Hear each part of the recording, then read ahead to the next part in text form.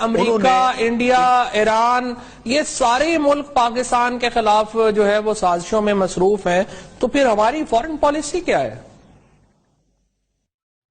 دیکھیں، foreign policy میں لازماً problems آتی ہیں اس وجہ سے یا ہم نے پوری دنیا سے جو ہے اکٹھی جنگ کرنی ہے؟ پالیسیز میں شفٹ نہیں، یہ بات نہیں ہے، یہ بات نہیں ہے. نہ جنگ آپ افورڈ کرتے ہیں، نہ آپ نے کرنی ہے. آپ کسی ایک ملک سے بھی جنگ افورڈ نہیں کرتے، کیونکہ آپ کے ملک کے حالات جو ہیں وہ جہاں کرپشن اس طرح پھیلی ہوئی ہے وہاں بہت ساری ایسی مصیبتیں ہیں جن کو آپ نے جھیلنا ہے.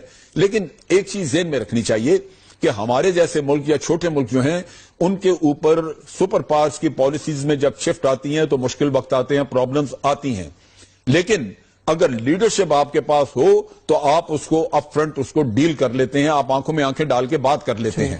آج امریکہ کو آپ نے بالکل اس کی جو انہوں نے سارا انڈیا کے ساتھ مل کے پیوٹ ٹو ایشیا، پیسیفک اور انڈین اوشن کی جو پلان بنائی ہے، آپ نے اس کو کاٹ کے رکھ دیا. جب آپ چائنا کو رستہ دیتے ہیں یہاں پہ، تو جو جتنے بیسز اور جتنے لاجسٹک سپورٹ کے ایگریمنٹ امریکہ اور انڈیا کر رہے ہیں جو انڈین اوشن میں ہیں، وہ سارے اس کے... ٹھیک ہے، بہت بڑا الائنس ہے انڈیا کا، امریکہ کا، ایران کا پاکستان کے اوپر، لیکن مجھے سمجھ نہیں آتی اگر پوری دنیا ہی پاکستان کے خلاف سازشوں میں مصروف ہے تو پھر پاکستان کا باقی جو ہماری اپنی جو اسٹریٹجک معاملات ہیں ان کے اوپر آگے کیسے چلیں گے. اور چودھری نثار صاحب یا طارق فاطمی صاحب، جس طرح سے پاکستان میں ہم اختیاری کرنا چاہ رہے ہیں امریکہ کے اس طرح کے حملوں کے اوپر، پاکستان میں لوگوں کے جذبات کو ابھارا جاتا ہے اور پھر بعد میں کچھ نہیں ہوتا، اس کا نقصان جو ہے وہ کس کو پہنچے گا؟ حملہ تو اس کے بعد ہوا، اور 4 دن پہلے جب آپ ایک ڈیکلیریشن دے کے جا رہے ہیں، یہاں پہ بات کر رہے ہیں، پھر کس نے وائلیٹ کیا؟ پھر تو طالبان نے وائلیٹ کیا نا جو معاہدہ.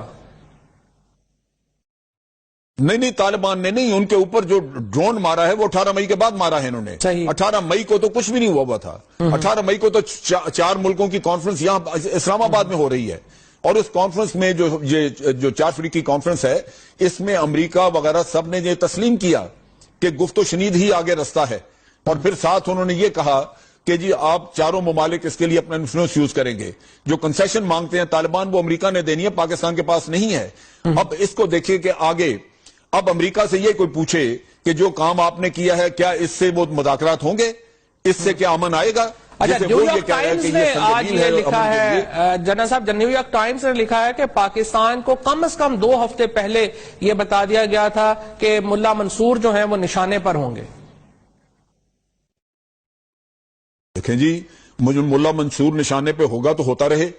یہ کہنا کہ پاکستان میں جب وہ ایران سے چلا ہے آپ ٹریک کر رہے ہیں اس کو، اور آپ کی یہ منافقت کہ آپ جب پاکستان میں پہنچ جاتا تو مارتے ہیں، اس لیے کہ ایران میں مارا تو ایک اور بڑا مسئلہ کھل جائے گا، امریکہ کو تو منہ کی کھانی پڑے گی.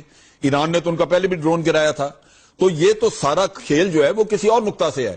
میری صرف اتنی عرض سن لیں، اس کو اس تناظر میں دیکھیں کہ 3 مہینے پہلے جو اوباما صاحب نے تقریر کی اور اس میں انہوں نے کہا کہ اگلے 10 سال، اگلی ایک جو ڈیکیڈ ہے، افغانستان اور پاکستان کا علاقہ جو ہے اس کو ہم ڈی سٹیبلائز دیکھنا چاہتے ہیں، دیکھ رہے ہیں.